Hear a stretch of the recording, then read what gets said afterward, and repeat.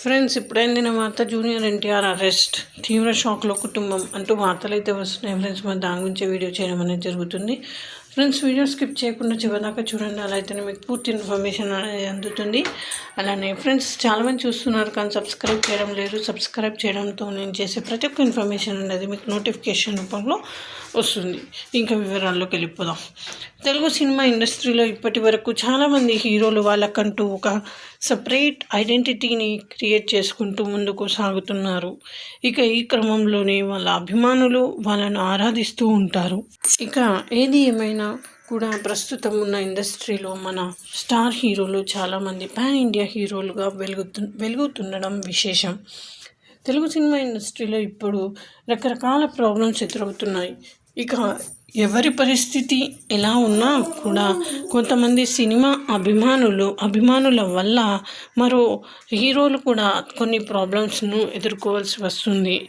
ఇంకా ఇది ఇలా ఉంటే పుష్ప2 సినిమా రిలీజ్ సమయంలో జరిగిన తొక్కిసలాటలో రేవతి అనే మహిళ మృతి చెందిన విషయం మనకు అందరికీ తెలిసిందే. ఇక ఆ విషయంలోనే అల్లు అర్జున్ మీద కేసు అవ్వడం, ఆయనకు హైకోర్టు మధ్యంతర బెయిల్ వెంటనే జరిగిపోయాయి. దాంతో ఈరోజు ఆయన ఈ రోజుకు ఇంటికి తిరిగి వచ్చాడు. ఇక ఏది ఏమైనా కూడా ఇప్పటి నుండి హీరోలు చాలా జాగ్రత్తగా ఉండాల్సిన అవసరం అయితే ఉంది. ఇక ఇదిలా ఉంటే దేవర సినిమా ప్రీ రిలీజ్ ఈవెంట్కి సెక్యూరిటీ ప్రాబ్లం వల్ల తెలంగాణ గవర్నమెంట్ పర్మిషన్ అయితే ఇవ్వలేదు.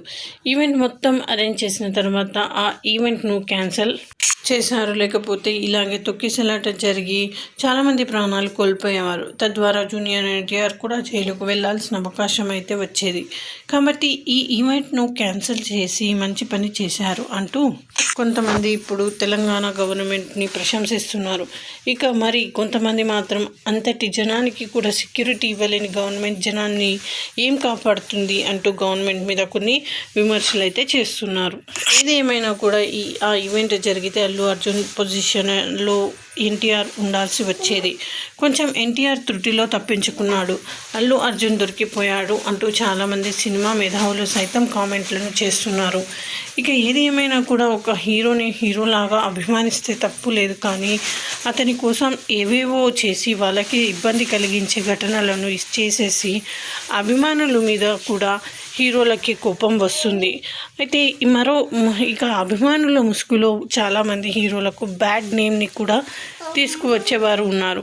కాబట్టి హీరోలు ఎవరు ఏ పొజిషన్లో ఉండాలో ఆ పొజిషన్లో ఉంటే ఎవరికి ఎలాంటి ప్రాబ్లమ్స్ అయితే జరగవు అంటూ చాలామంది ఈ విషయాన్ని పాయింట్అవుట్ చేసి మాట్లాడుతున్నారు. ఇక ఏదేమైనా కూడా అల్లు అర్జున్ కేసు ఇక్కడి దాకా వెళ్తుందనే విషయం మీద ఇప్పటి వరకు అయితే ఏం క్లారిటీ అయితే రాలేదు. సో ఇది ఫ్రెండ్స్, ఈ విధంగా వార్తలు అయితే వస్తున్నాయి. Thanks for watching.